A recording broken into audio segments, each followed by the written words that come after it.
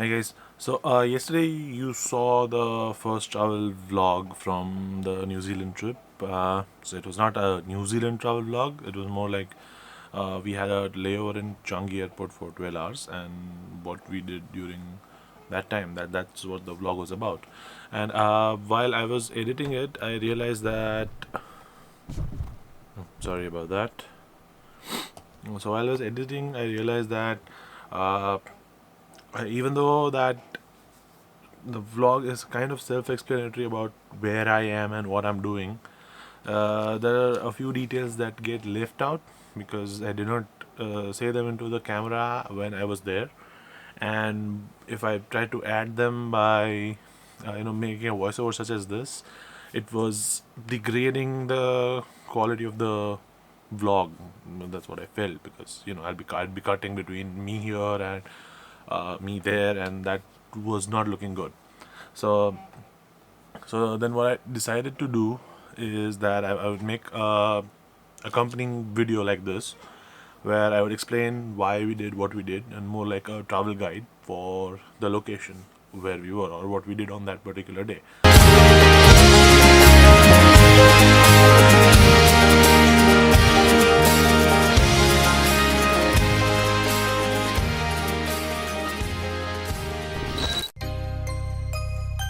Starting with this, so this was day zero at Changi Airport. So the reason we decided to have that layover, our travel agent, she recommended us that we can take the Ahmedabad to Singapore flight, get a 12-hour layover in Singapore, and the Changi Airport it's been voted the number one airport in the world because it's beautiful, it's amazing, and there's a lot of things to do there.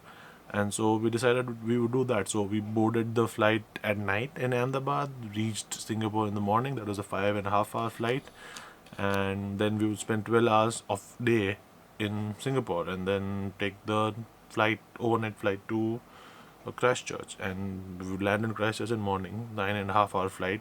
We'd sleep and basically avoid jet lag as much as possible.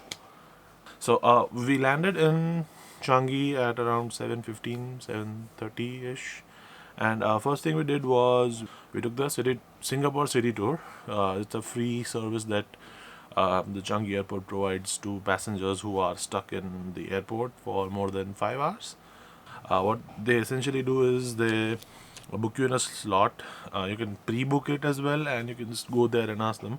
There's a risk if you go there and ask them that it might be full. So we went there. We asked for the city tour. They booked us in on the first thing out. They gave us a temporary transit visa. There's another thing about Singapore. They give you like a 96-hour transit visa on arrival if you have a flight that's connecting out of Singapore again. I don't know if it works if you deliberately decide to spend a day in Singapore. I don't know. I can't claim on that. But since we had a layover and we were going on the tour, they gave us the transit visa for 96 hours, which is pretty dope. So we got on the bus. They took us to the place where you can see the Marina Bay Sands and the Merlion. We didn't actually get to the Merlion because they were in a hurry and they wanted us to go back. And after that, they took us to the Malay Visitor Center or something. Just cool. There's the mosque nearby and there are a whole lot of street stalls and stuff, which was fun. Another thing about the tour that is that they are not very fussy about you, sticking to them through the remainder of it. So if you decide that you want to spend more time near the Merlion, you can just tell the tour guide that we would like to do that, and then you would have to pay for your taxi back to the airport. That's up to you, but they're not bothered about it. They say if you want to go, fine. They will not come and pick you up. You just have to get back because you already have the visa.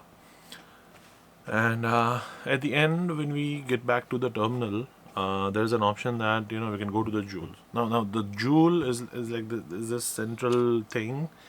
It's like a mall, but in an insane sort of a way. It's got five or six levels, and there's this huge waterfall, and waterfall that they've constructed in the middle of it. You can watch it from every level at different angles, and then underneath the main like ground floor, there are two more levels in which you can watch the water flow down, and I just have to tell you, it looks beautiful at any stage. Like you saw from the vlog yesterday, that it was there, and that is beautiful. There's a lot of shops there. There's a huge food court. So basically your food and everything is sorted. There's a cinema there. You can spend time at the. You're gonna watch a movie or something, uh, and then you can just go back into the terminal. The immigration is not a hassle at all. Um, yeah. So what we did was we took the 9 o'clock tour. I just put this on silent, right? So we took the 9 o'clock tour. We were back to the airport at around 11:30 ish. Then we took the, we went to the Jewel. We were there till 2:30, and then because like we were all tired, because I mean it had been a, we hadn't slept properly. So my dad and my brother, they decided to sleep, and I kept awake, which is why I said I was over caffeinated and very sleepy. And then, so in the terminal itself, there's a lot of things to be done. While we were there, there was this Game of Thrones exhibit, and because it was going on at the time, and the Game of Thrones released some whiskeys and stuff, and yeah, that was fun. There's a lot of shops inside. You can just go crazy, and yeah. So you needed to be at your gate about an hour 30 minutes before they'll started boarding, and the security check.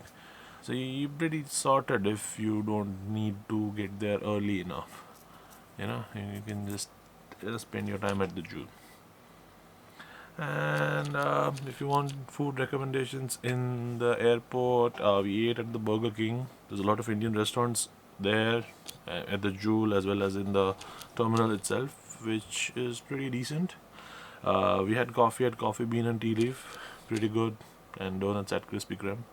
Oh yeah, and the Singapore Airlines, if you're flying by Singapore Airlines, they'll give you a $20 Singapore dollar gift card, which you can spend shopping in the terminal.